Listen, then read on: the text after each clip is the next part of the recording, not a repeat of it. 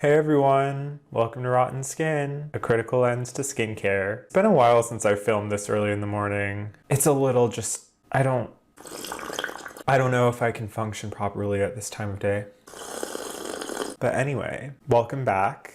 I hope you're having a good life. Have you subscribed already? If not, please do. So I'm back for another tinted sunscreen review of the Paula's Choice Super Light Daily Wrinkle Defense. Look how small this is. I had a lot of recommendations. I had a few recommendations for this throughout the time that I've had a YouTube channel, and I figured it was time to try it, especially because I could purchase it in this travel size bottle. The full size is expensive. This still is expensive as well, considering that I probably would use it up in 2 days, and it's only 0.5 fluid ounces. I got it for $8.50, but it's regularly costs $10.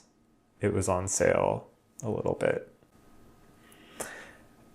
Don't forget to give me a thumbs up. So this is a mineral sunscreen.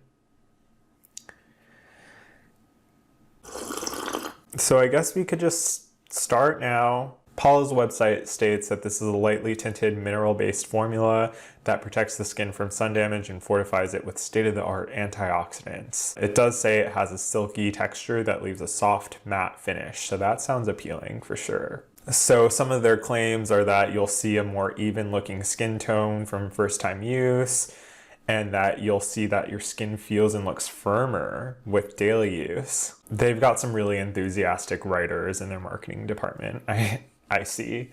This is just, you know, it's a sunscreen, so it's going to, with zinc oxide, it's going to protect from ultraviolet radiation. They don't tell us any measurement around UVA, but it is a broad spectrum formula, and of course zinc oxide is a broad spectrum UV filter. Is this fun or boring to you right now? Please let me know in the comments. I personally like talking about these things, but I've been told that I have an apathetic tone of voice, and that's something I could change, but I don't want to. Yeah, it's just sometimes it's hard to know what you want me to do here. All right, but let's go back to this whole marketing scheme of theirs. So it's just some antioxidant rich formula. They do have lots of antioxidants in here, including ECGC, something called I'm from New York apparently now, polyphenols including resveratrol, quercetin, and ECGC. It also has something called,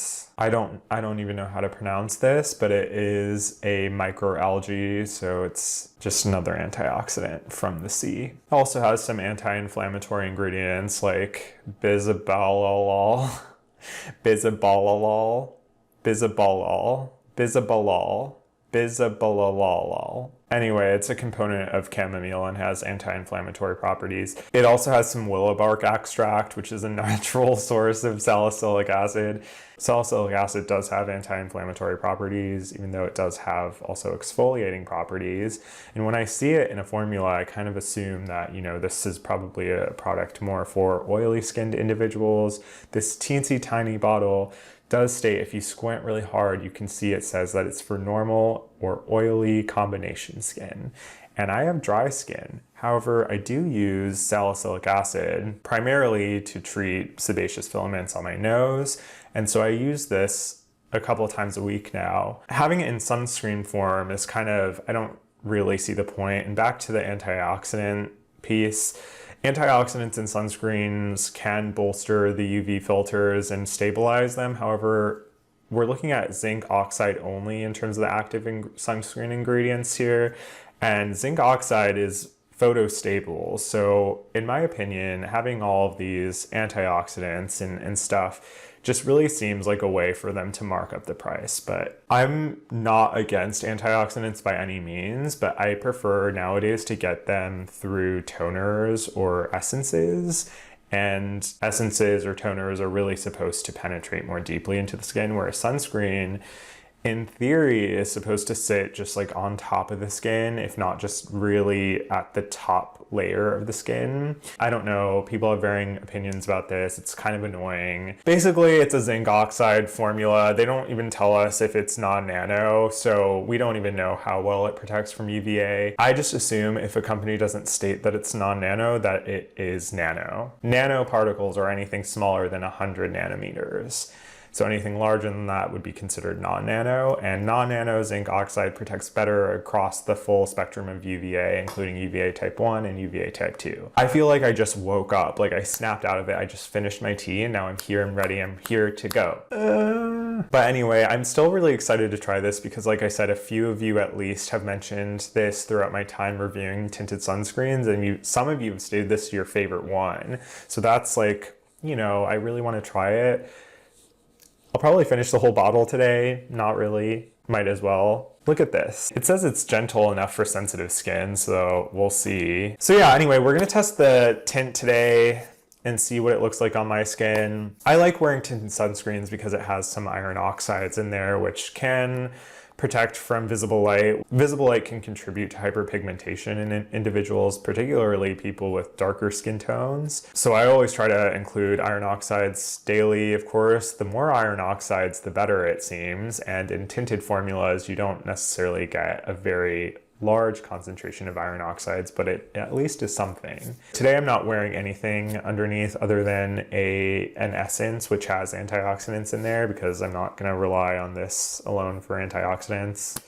It doesn't make a lot of sense to me in a sunscreen unless they're trying to stabilize the UV filters. I've already talked about that. I don't need to keep talking about it. All right, so should we just like start now? Why do I feel I have like a nervous energy happening right now? Do you feel this for me? Let me know in the comments. Did you like the video yet? Did you subscribe yet? Now is a good time to do that while I wash my hands. All right, I'm back. I hope you took care of that small administrative task. And did you hit the notification bell? If not, turn those on. Hi, so we're gonna try it today. And I should have said, well, no, I shouldn't have said. I'm going to say this now.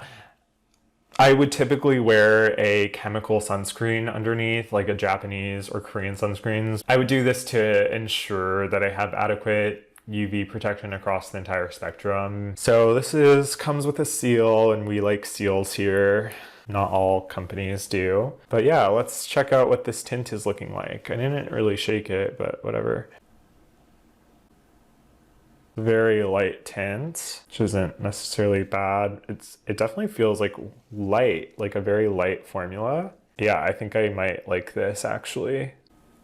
All right, so this feels really nice. And I try not to really judge the tint until I let it set down, but this is quite light in tint. It could oxidize a little bit, and so we'll see about that, but just keep applying it. I love this texture. I really understand why people recommended this now. So I'm not gonna apply this to my beard today or my neck. I'm just too lazy. I'm gonna put sunscreen on those areas after this video. See, I don't wanna judge it yet because I think it needs to set in a little bit, but I can tell, and I think it's even more alarming on camera, that it does give a little bit of flashback initially. Like all zinc, that kind of tends to soften after a few moments. So that was a really good layer. Let's go in with another small layer. I love the consistency. Yeah, you gotta watch out for the hairline. So right off the bat, it's not overly shiny, but it's not entirely matte either. There's a little bit of shine, but yeah, not a lot of coverage here, and the tint is almost like non-existent. This just seems like it was a straight up, I don't know. I feel like the tint might as well not even be there. We'll see. I mean, it's not bad. It's just for a tinted sunscreen, I expect a little bit more pigment. So I feel that this was really created for lighter skin tones. I'm gonna just let it do its thing, and I'll come back in a few moments. I'll come back in like 10 minutes or something. Or I'll be back. Hey everyone, I'm back early because I have something to say. I'm eating a banana, and my friend's mom told me to never do that on camera. Oh well. This completely 180'd on me because I was thinking, oh, well, this is really silky and light and sheer and nice to wear. And as soon as I turned the camera off, I started moving my face and I was like, this is starting to feel sticky. Why is this feeling sticky? And I put my fingers on it and it's like has a noticeable stick, just like a stick. And I don't like it anymore. It's not feeling very good. The cast has really gone away for the most part, at least in terms of like looking at it in my bathroom. When I'm under these, more white light situations, it still is looking a little casty, I suppose. But that's not really the big issue for me. For me, it's really the stickiness that's like unacceptable for me. I'm not going to be able to wear this, and I'm not going to probably want to wear this ever again. Let me know if any of you know, sorry for talking with my mouth full, this is horrible. And let me know if you know what I'm talking about, but some sunscreens, especially when you put them around your eyes, like you just feel a tugging. I don't know how to describe it. It feels like just kind of tight, tugging, dry.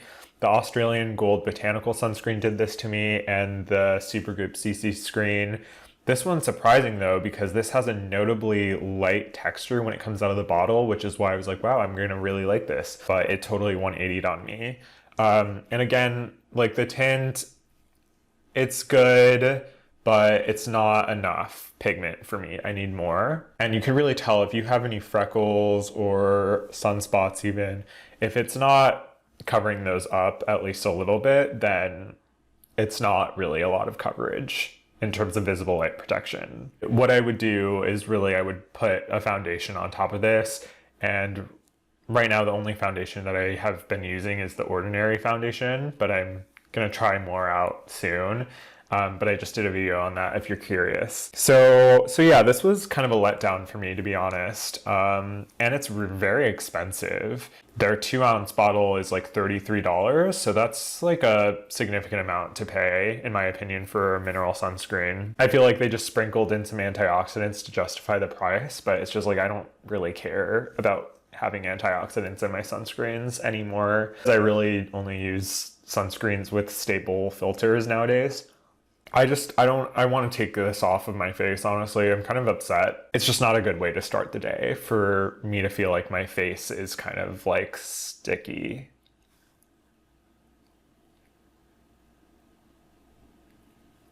Anyway, hope you liked my video. Subscribe and comment and like and turn on the notifications. I'll catch you next time. Bye. Turn off.